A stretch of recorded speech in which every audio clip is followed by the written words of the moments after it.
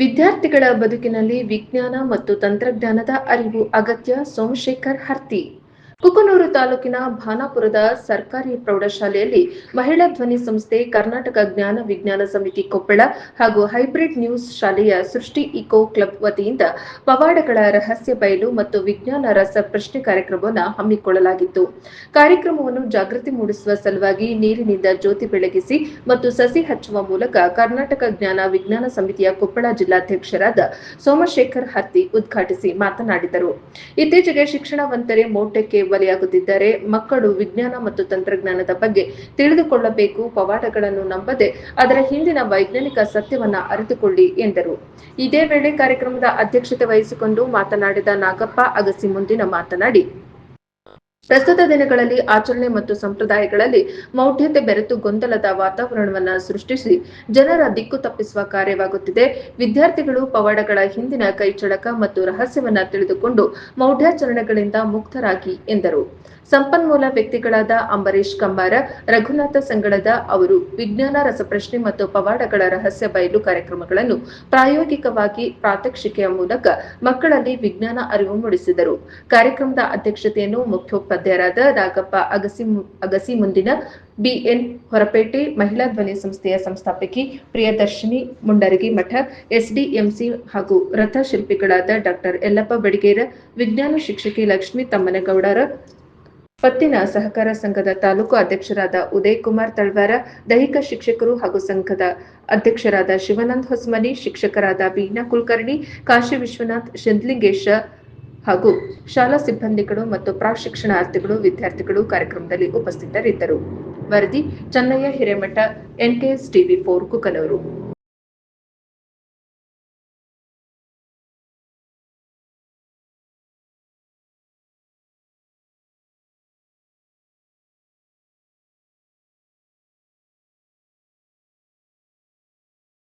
ಅಧ್ಯಕ್ಷರು, ದೈಹಿಕ ಶಿಕ್ಷಕ ಸಂಘದ ಅಧ್ಯಕ್ಷರು ಕೂಡ ಹೌದು. ಜೊತೆಗೆ 200 ಭಾಗವಹಿಸಲಿಲ್ಲ. ನಮ್ಮ ಬಾಲಾಪುರ ಶಾಲೆ ಗಣಿತ ವಿಶೇಷ ಸಂಪನ್ನ ಇಲ್ಲ, ಅವ್ರ ಕಡೆ ಅವ್ರ ತಂದೆ ತಾಯಿಗೆ ಅವರಲ್ಲಿ ಆಗ ಕೂಡ ಹಾಕಿದ್ರೆ ಆರಾಮಾಗೈತಿ ಅಂತಕ್ಕಂಥದ್ದು. ಹಂಗ ಯಾವ ಮನೆಗಲ್ಲ ತುಂಬಾ 7ನೇ ಮನೆಗೆ ಐತಿ, ಇದು 6ನೇ ಮನೆಗೆ ಐತಿ. ಎಲ್ಲಿ ನೋಡಿ ನಾವು 6ನೇ ಮನೆ 7ನೇ ಮನೆ ಐತಿ. ಕೂಡ ನಿವೃತ್ತಿ ಹೊರಪೇಟೆ ಅವರು ತಮ್ಮ ಓದಕ್ಕೆ ನಾನು ನೋಡಿರೋದು ಅಂತವನ್ನೇ ಅವ್ರ ಹೀಗಾಗಿ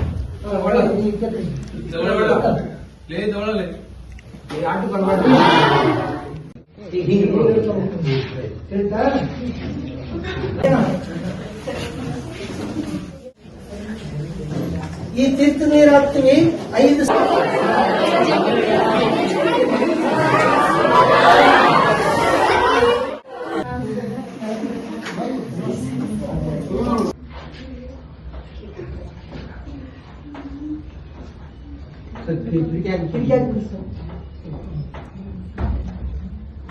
ಮುಖ್ಯವಾಗಿ ಕರ್ನಾಟಕ ಜ್ಞಾನ ವಿಜ್ಞಾನ ಸಮಿತಿ ಮತ್ತು ಹೈಬ್ರಿಡ್ ನ್ಯೂಸ್ ಹಾಗೂ ಕರ್ನಾಟಕ ಮಹಿಳಾ ಧ್ವನಿ ಸಂಸ್ಥೆ ಭಾನಾಪುರ ಪ್ರೌಢಶಾಲೆಯ ಸಂಯುಕ್ತ ಆಶ್ರಯದಲ್ಲಿ ಇವತ್ತಿನ ದಿವಸ ನಾವು ಈ ಕಾರ್ಯಕ್ರಮವನ್ನು ಈ ಶಾಲೆಯ ವಿದ್ಯಾರ್ಥಿಗಳಿಗೆ ಹಮ್ಮಿಕೊಂಡಿದ್ವಿ. ವಿಶೇಷವಾಗಿ ಎಲ್ಲ ವಿದ್ಯಾರ್ಥಿಗಳು ಉತ್ಸುಕತೆಯಿಂದ ಈ ಕಾರ್ಯಕ್ರಮದಲ್ಲಿ ಭಾಗವಹಿಸಿಕೊಂಡು ಜೊತೆಗೆ ಸಂಪನ್ಮೂಲ ಪೀಳಿಗೆ ನೀಡತಕ್ಕಂಥ ಮೌಢ್ಯಗಳ ಒಂದು ರಹಸ್ಯವನ್ನು ಬಯಲು ಮಾಡ್ತಕ್ಕಂಥ ಪ್ರತಿ ಮೌಢ್ಯಗಳನ್ನು ಕುಲಂಕಷವಾಗಿ ಅವ್ರಿಗೆ ತೋರಿಸ್ಕೊಡ್ಲಾಯಿತು. ಅವೆಲ್ಲವುಗಳನ್ನು ಅವಲೋಕನ ಮಾಡಿರ್ತಕ್ಕಂಥ ವಿದ್ಯಾರ್ಥಿಗಳು ಉತ್ಸುಕತೆಯಿಂದ ಅದರ ಅರ್ಥವನ್ನು ಮಾಡಿಕೊಂಡ್ರು.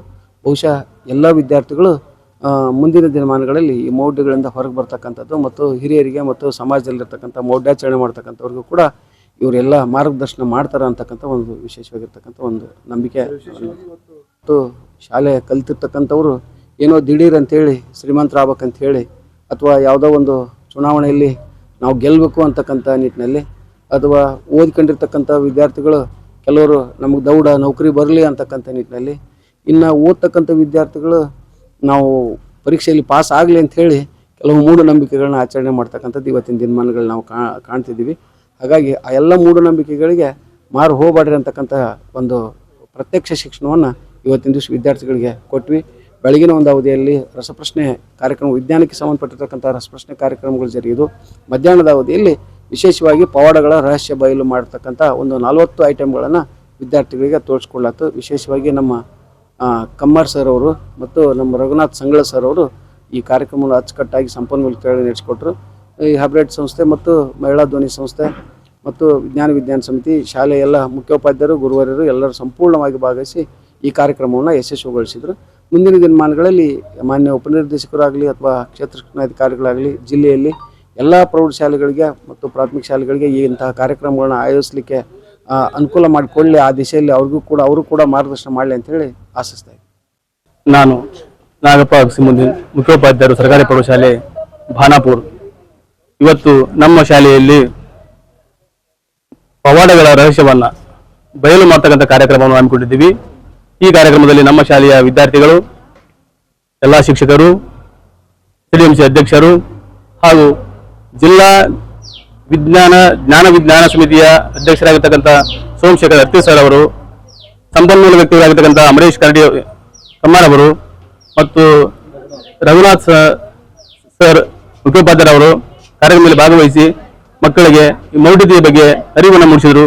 ಮೌಢ್ಯತೆಯಿಂದ ಜನಾಂಗ ಹಾಳಾಗುತ್ತೆ, ಸಮಾಜ ಅವನತಿಗೆ ಬರುತ್ತೆ. ಅಂತ ಒಂದು ಮೌಢ್ಯತೆಗಳನ್ನು ಹೋಗಲಾಡಿಸುವ ಸಲುವಾಗಿ ಮಕ್ಕಳಿಗೆ ವಿಶೇಷವಾಗಿ ಪ್ರಾಯೋಗಿಕವಾಗಿ ಪ್ರಾತ್ಯಕ್ಷಿಕವಾಗಿ ಅವರು ನಮಗೆ ಹೇಳಿಕೊಟ್ಟರು. ಮಕ್ಕಳೆಲ್ಲ ಅದನ್ನ ನೋಡಿದ್ರು, ಖುಷಿ ಪಟ್ಟರು. ವಿಜ್ಞಾನ ಅಂದ್ರೆ ಏನು ಅಂತಕ್ಕಂಥದ್ದನ್ನ ಅವ್ರು ಏನ್ ಮಾಡಿದ್ರಪ್ಪ ಅಂದ್ರೆ ನಮ್ಗೆ ಪ್ರಾತ್ಯಕ್ಷಿಕ ಮುಖಾಂತರ ತೋರಿಸಿದ್ರು. ಈ ಒಂದು ಕಾರ್ಯಕ್ರಮವು ನಮ್ಮಲ್ಲಿ ಎಲ್ಲ ಮಕ್ಕಳು ಏನಪ್ಪ ಅಂದ್ರೆ ಮುಂದೆ ಅಳವಡಿಸಿಕೊಂಡ್ರೆ ಅವರ ಜೀವನ ಸಾರ್ಥಕ ಆಗುತ್ತೆ, ಸಮಾಜ ಉದ್ಧಾರಕ್ಕಾಗಿ ಬರುತ್ತಾರೆ. ಈ ಸರ್ಕಾರಿ ಪ್ರೌಢಶಾಲೆ ಬಾಣಾಪುರದಲ್ಲಿ ವಿಜ್ಞಾನ ಶಿಕ್ಷಕಿಯಾಗಿ ಕಾರ್ಯನಿರ್ವಹಿಸ್ತಾ ಇದ್ದೇನೆ. ನಮ್ಮ ಶಾಲೆಯಲ್ಲಿ ಇಂದು ಪವಾಡಗಳ ರಹಸ್ಯ ಬಯಲು ಕಾರ್ಯಕ್ರಮವನ್ನ ಹಮ್ಮಿಕೊಳ್ಳಲಾಗಿದೆ. ಈ ಕಾರ್ಯಕ್ರಮವನ್ನು ಕರ್ನಾಟಕ ಜ್ಞಾನ ವಿಜ್ಞಾನ ಸಮಿತಿ ಬೆಂಗಳೂರು ಜಿಲ್ಲಾ ಘಟಕ ಕೊಪ್ಪಳ, ಮಹಿಳಾ ಧ್ವನಿ ಶಿಕ್ಷಣ ಮತ್ತು ಗ್ರಾಮೀಣ ಕ್ಷೇಮಾಭಿವೃದ್ಧಿ ಸಂಸ್ಥೆ ಕೊಪ್ಪಳ, ಸರ್ಕಾರಿ ಪ್ರೌಢಶಾಲೆ ಬಾಣಾಪುರ, ಹೈಬ್ರಿಡ್ ನ್ಯೂಸ್ ಕನ್ನಡ ಸುದ್ದಿವಾಹಿನಿ ಇವರ ಸಂಯುಕ್ತಾಶ್ರಯದಲ್ಲಿ ಎಕೋ ಕ್ಲಬ್ ವತಿಯಿಂದ ಹಮ್ಮಿಕೊಳ್ಳಲಾಗಿದೆ.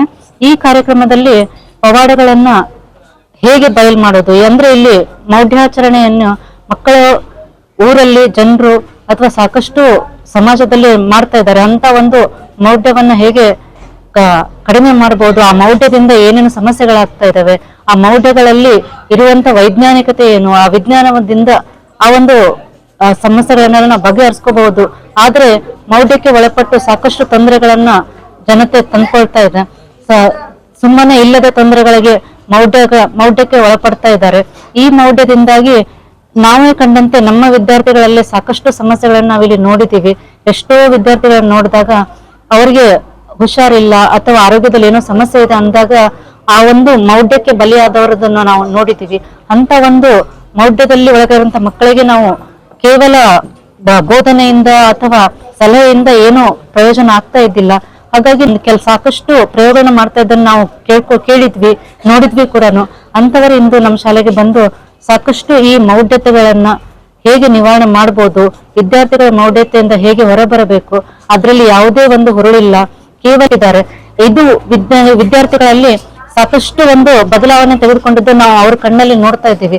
ಅದರಲ್ಲಿ ಬಲಿಯಾಗಿದ್ವಲ್ಲ ಅನ್ನುವಂತ ಒಂದು ಎಚ್ಚರಿಕೆ ಮೂಡಿದ್ದು ವಿದ್ಯಾರ್ಥಿಗಳಲ್ಲಿ ನಾವು ಆ ಬದಲಾವಣೆಯನ್ನು ಮುಂದಿನ ಸಮಾಜದಲ್ಲಿ ಅವರು ಉತ್ತಮ ನಾಗರಿಕರಾಗಿ ಬೆಳೀತಾರೆ ಅನ್ನೋದು ನಮಗೆ ಈ ಒಂದು ಕಾರ್ಯಕ್ರಮದಿಂದ ತುಂಬಾ ದೃಢವಾಗಿ ಅನಿಸಿತ್ತು, ಇಷ್ಟಪಟ್ಟರು. ಹಾಗೂ ಅವರು ಸಾಕಷ್ಟು ವಿಜ್ಞಾನದ ಕಡೆ ಹೆಚ್ಚು ಒಲವನ್ನ, ಮೌಢ್ಯತೆಯನ್ನ ಬಿಟ್ಟು ಹೆಚ್ಚು ಒಲವನ್ನ ವಿಜ್ಞಾನದ ಕಡೆ ತೋರಿಸಿದ್ರು ಅನ್ನೋದು ಇದು ಒಂದು ಕಾರ್ಯಕ್ರಮದ ಉತ್ತಮ ಒಂದು ಸಂದೇಶವಾಗಿತ್ತು. ಪವಾಡಗಳ ರಹಸ್ಯ ಬಯಲು ಕಾರ್ಯಕ್ರಮವನ್ನು ಹಮ್ಮಿಕೊಳ್ಳಲಾಗಿತ್ತು. ಈ ಒಂದು ಕಾರ್ಯಕ್ರಮವನ್ನ ಕರ್ನಾಟಕ ಜ್ಞಾನ ವಿಜ್ಞಾನ ಸಮಿತಿಯವರು ನಮ್ಮ ಶಾಲೆಯಲ್ಲಿ ಬಹಳ ಅಚ್ಚುಕಟ್ಟಾಗಿ ನಡೆಸಿಕೊಟ್ರು. ನಮ್ಮ ವಿದ್ಯಾರ್ಥಿಗಳು ಕೂಡ ಬಹಳ ಉತ್ಸುಕತೆಯಿಂದ ಈ ಒಂದು ಕಾರ್ಯಕ್ರಮವನ್ನ ವೀಕ್ಷಣೆ ಮಾಡಿದ್ರು. ಇವತ್ತಿನ ದಿನಮಾನಗಳಲ್ಲಿ ನಮ್ಮ ಜನರು ಬಹಳ ಮೌಢ್ಯತೆಗಳನ್ನ ಹೊಂದಿದ್ದಾರೆ. ಸಾಕಷ್ಟು ಮೂಢನಂಬಿಕೆಗಳಿಂದಾಗಿ ನಮ್ಮ ಜನ ಸಾಕಷ್ಟು ಹಿಂದೆ ಉಳಿದಿದ್ದಾರೆ.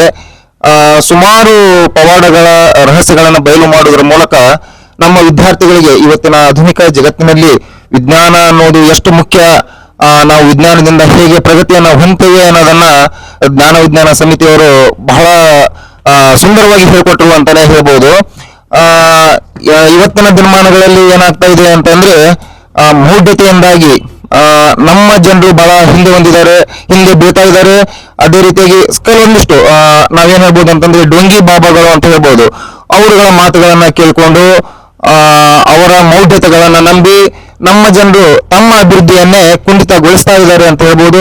ಇವೆಲ್ಲ ಶಾಲೆಗಳಲ್ಲಿ ಕೂಡ ಕಾರ್ಯಕ್ರಮಗಳು ಜರುಗಬೇಕು. ವಿದ್ಯಾರ್ಥಿಗಳು ವಿಜ್ಞಾನದಿಂದ ಆಗುವ ಲಾಭಗಳನ್ನ ಬಹಳ ಸುಂದರವಾಗಿ ಒಂದು ಕಾರ್ಯಕ್ರಮಗಳಿಂದ ತಿಳ್ಕೊಳ್ತಾರೆ.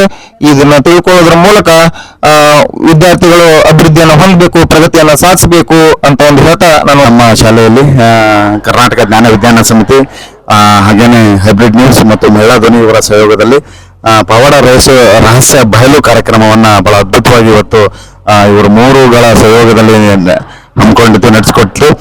ಬಹಳ ಅದ್ಭುತವಾದ ಕಾರ್ಯಕ್ರಮ ನೋಡಿದಾಗ ನಮಗೂ ಒಂಥರ ಖುಷಿ ಇದೆ. ಬರೀ ಗ್ರಾಮೀಣ ಪ್ರದೇಶದಲ್ಲಿ ಅಷ್ಟೇ ಅಲ್ಲದೆ ಒಂದು ನಗರ ಪ್ರದೇಶದಲ್ಲೂ ಕೂಡ ಇನ್ನೂ ಮೌಢ್ಯಾಚರಣೆ ಅಂತಕ್ಕಂಥದ್ದು ಬಹಳ ಯಥೇಚ್ಛವಾಗಿ ನಡೀತಿರ್ತಕ್ಕಂಥದ್ದು ನಮಗೆ ಕಾಣ್ತದೆ. ಉದಾಹರಣೆಗೆ ಕೆಲವೊಂದು ಎಲ್ಲರೂ ಅಂತ ಅಲ್ಲ, ಕೆಲವೊಂದಿಷ್ಟು ಸಾಧು ಸಂತರು ಕೂಡ ಏನು ಗೊತ್ತಿರತಕ್ಕಂಥ ಜನರಿಗೆ ಇವತ್ತು ಬರೀ ಮೌಢ್ಯಗಳನ್ನು ತುಂಬತಕ್ಕಂಥ ಕೆಲಸವನ್ನ ಮಾಡ್ತಿದ್ದಾರೆ. ನಾನು ಖಂಡಿತವಾಗಿ ಹೇಳ್ತೀನಿ, ಈ ಕಾರ್ಯಕ್ರಮ ಮುಗಿದ ನಂತರ ನಮ್ಮ ಮಕ್ಕಳು ಯಾವುದೇ ಮೌಢ್ಯಗಳನ್ನ ಆಚರಿಸಲ್ಲ, ಅಷ್ಟು ಅವ್ರಿಗೆ ಮಂದಟ್ಟನ್ನ ಈ ಒಂದು ಪವಾಡ ರಹಿಸಬಲ್ಲ ಕಾರ್ಯಕ್ರಮ ಅದ್ಭುತವಾಗಿ ನಡೆಸಿಕೊಟ್ಟಿದ್ದಾರೆ. ಇದರಿಂದ ಇಂಥ ಕಾರ್ಯಕ್ರಮಗಳು ಹೆಚ್ಚು ಹೆಚ್ಚು ಹೆಚ್ಚು ಆಗ್ಬೇಕು. ಅಂದಾಗ ಮಾತ್ರ ಏನು ಸಮಾಜದ ಒಂದು ಒಳ್ಳೆ ವಾತಾವರಣ ನಿರ್ಮಾಣ ಆಗ್ಲಿಕ್ಕೆ ಸಾಧ್ಯ. ಇದಕ್ಕೆ ಸಹಕರಿಸಿರ್ತಕ್ಕಂಥ ನಮ್ಮ ಹೈಬ್ರಿಡ್ ನ್ಯೂಸ್ ಮತ್ತು ಕರ್ನಾಟಕ ಜ್ಞಾನ ವಿಜ್ಞಾನ ಸಮಿತಿ ಮಹಿಳಾ ಧ್ವನಿಯ ಸಂಸ್ಥಾಪಕ ಮೇಡಮ್ ಅವ್ರಿಗೂ ಮತ್ತು ಎಲ್ಲರಿಗೂ ನಾನು ಅಭಿನಂದನೆ ಸಲ್ಲಿಸ್ತೇನೆ. ವಿಜ್ಞಾನವನ್ನು ಅನುಸರಿಸಿದ್ರೆ ಖಂಡಿತವಾಗಿಯೂ ಕೂಡ ನಾವು ನಮ್ಮ ಒಳ್ಳೆ ಬದುಕನ್ನ ಕಟ್ಟಬಹುದು ಅಂತಕ್ಕಂಥದ್ದನ್ನ ಅಂತಿಮವಾಗಿ ಇದನ್ನ ನಾವು ಕಂಡುಕೊಂಡಿದ್ದೇವೆ. ಧನ್ಯವಾದಗಳು ಎಲ್ಲರಿಗೂ ಕೂಡ. ಧನ್ಯವಾದಗಳು ಸರ್. Thank you. ಎಲ್ಲರಿಗೂ ನಮಸ್ಕಾರ. ಇಂದು ನಮ್ಮ ಶಾಲೆಯಲ್ಲಿ ಸರ್ಕಾರಿ ಪ್ರೌಢಶಾಲೆ ಬಾನಾಪುರ ಪ್ರೌಢಶಾಲೆಯಲ್ಲಿ ಜ್ಞಾನ ವಿಜ್ಞಾನ ಸಮಿತಿಯವರು ಪವಾಡ ಬಯಲು ಕಾರ್ಯಕ್ರಮ ಮತ್ತು ಮಕ್ಕಳಿಗಾಗಿ ವಿಜ್ಞಾನ ರಸಪ್ರಶ್ನೆ ಕಾರ್ಯಕ್ರಮವನ್ನು ಏರ್ಪಡಿಸಿದ್ದಾರೆ. ನಿಜಕ್ಕೂ ಅದ್ಭುತ ಕಾರ್ಯಕ್ರಮ. ಬಹುತೇಕರಲ್ಲಿ ಒಂದು ಎರಡು ರೀತಿಯ ಗೊಂದಲ ಇರುತ್ತಂತ ನನಗನ್ಸುತ್ತೆ. ಒಂದು ಸಂಪ್ರದಾಯ ಮತ್ತು ಮೂಢನಂಬಿಕೆ. ದಯವಿಟ್ಟು ಇವೆರಡನ್ನ ನಾವು ಸಪರೇಟ್ ಆಗಿ ನೋಡ್ಬೇಕಾಗ್ತದೆ. ಸಂಪ್ರದಾಯ, ದೇವಸ್ಥಾನಕ್ಕೆ ಹೋಗುವುದು, ಗಂಟೆಯನ್ನು ಬಾರಿಸುವುದು, ಇದು ವೈಜ್ಞಾನಿಕವಾಗಿ ಸತ್ಯನೂ ಹೌದು. ಆದರೆ ಅದೇ ರೀತಿಯಾಗಿ ಬಲಿ ಕೊಡುವುದಿರ್ಬೋದು, ಅಥವಾ ತೆಂಗಿನಕಾಯಿ ಒಡೆದಾಗ ಹೂ ಇರ್ಬೋದು, ಇವೆಲ್ಲ ಮೂಢನಂಬಿಕೆ. ಅದಕ್ಕೆ ಪ್ರೇಕ್ಷಕರು ಇವೆರಡನ್ನು ಸಪರೇಟ್ ಆಗಿ ನೋಡಬೇಕು. ಸಂಪ್ರದಾಯ ಅವರವರ ಕುಟುಂಬಕ್ಕೆ ಸೀಮಿತವಾಗಿದ್ದು, ಆದರೆ ಮೂಢನಂಬಿಕೆ ಅಂತ ಏನಿದೆಯಲ್ಲ, ಅದು ನಮ್ಮ ವಿಜ್ಞಾನದ ಜ್ಞಾನದ ಕೊರತೆಯಿಂದಾಗಿಯೇ ಹೊರತು ಅದು ನಮ್ಮ ಕುಟುಂಬಕ್ಕೆ ಪೂರಕ ಇರುವುದಿಲ್ಲ. ಅದಕ್ಕೋಸ್ಕರ ಇಂಥ ಕಾರ್ಯಕ್ರಮಗಳು ಎಲ್ಲಾ ಶಾಲೆಗಳಲ್ಲಿ ಆಗಬೇಕು. ಯಾಕಂತಂದ್ರೆ ತರಗತಿ ಕೋಣೆಯು ಅಡಗಿರುವುದು ಭಾರತದ ಭವಿಷ್ಯ ಅಡಗಿರುವುದು ತರಗತಿ ಕೋಣೆಯಲ್ಲಿ ಎನ್ನುವಂತೆ ಭವಿಷ್ಯ ಭಾರತದಲ್ಲಿ ಇಂಥವುಗಳ ಹೋಗಲಾಡಿಕೆ ಆಗಬೇಕು ಅಂತಂದ್ರೆ ಎಲ್ಲಾ ಶಾಲೆಗಳಲ್ಲಿ ಇಂಥ ಕಾರ್ಯಕ್ರಮ ಆಗಲೇಬೇಕು. ಇದರಿಂದ ಮಕ್ಕಳಿಗೆ ವಿಜ್ಞಾನ ಎಂದರೇನು, ಅದರ ಒಂದು ಅನ್ವಯ ಹೇಗಾಗುತ್ತೆ ಜೀವನದಲ್ಲಿ ಅನ್ನೋದು ಗೊತ್ತಾಗ್ತದೆ. ಅದರ ಜೊತೆಗೆ ಪವಾಡ ಅಂತಂದೇಳಿ ನಮ್ಮ ಒಂದು ತಲೆಮೆ ಕೆಡಿಸಿರ್ತಾರಲ್ಲ, ಅವುಗಳ ಸತ್ಯಾಸತ್ಯತೆ ಗೊತ್ತಾಗಿ ಮಕ್ಕಳು ಅದನ್ನು ಸ್ವೀಕರಿಸಿ ಅವರ ಜೀವನದಲ್ಲಿ ಇಂಥವುಗಳನ್ನು ಹೊರಗಿಡುತ್ತಾರೆ. ಅವಾಗ ಅವರ ಜ್ಞಾನ ಅಭಿವೃದ್ಧಿ ಆಗುತ್ತೆ ಅಂತ ಹೇಳ್ತಾ ನನ್ನ ಎರಡು ಮಾತುಗಳನ್ನು ಮುಗಿಸ್ತಾ ಇದ್ದೇನೆ.